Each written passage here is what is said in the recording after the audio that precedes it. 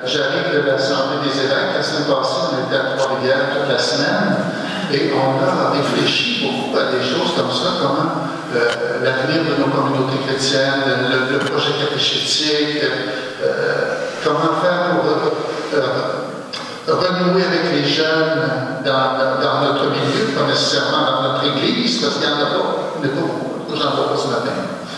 Hein? Mais il y a moyen de le faire. Se donner des ressources pour le faire.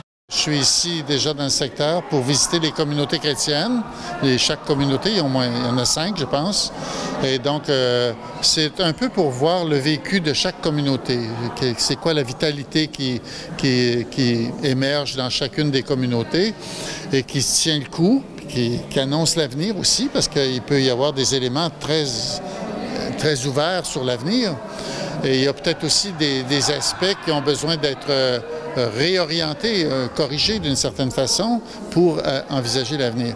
Le diocèse de Gaspé, depuis, j'allais dire, presque 1 an et demi, mettons, parce que pour ne pas exagérer, là, on a mis en route un plan pour faire en sorte que les communautés chrétiennes se regroupent, c'est-à-dire administrativement. Elles sont déjà regroupées au plan pastoral. Il y a un prêtre pour 5 églises, mettons.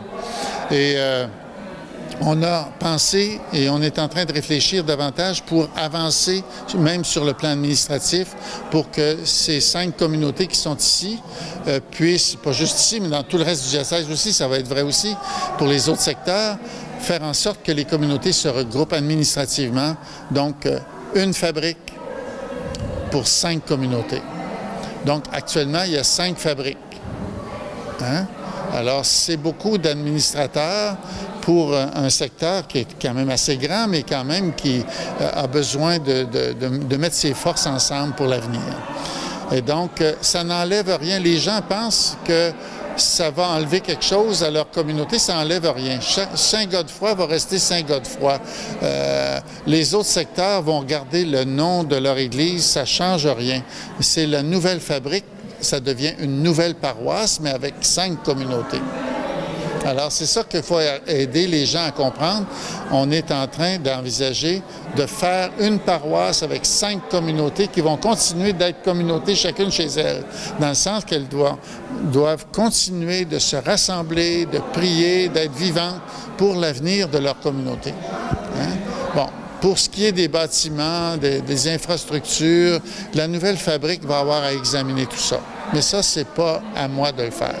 C'est les paroissiens eux-mêmes, avec leur fabrique, qui vont examiner c'est quoi nos besoins pour l'avenir, où est-ce qu'on met nos sous actuellement.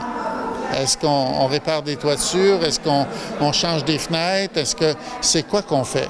Est-ce qu'on ne pourrait pas engager aussi quelqu'un en pastoral de plus pour aider le pasteur, pour rendre service et pour accompagner les jeunes? En tout cas, j'ai parlé de ça aussi tout à l'heure, d'aller sur les terrains où sont les jeunes. Et ça, c'est une dynamique qu'il va falloir prendre ensemble comme Église. Alors ça, on va, au cours de cette visite que je fais, là, on va aborder toutes ces questions-là avec les gens.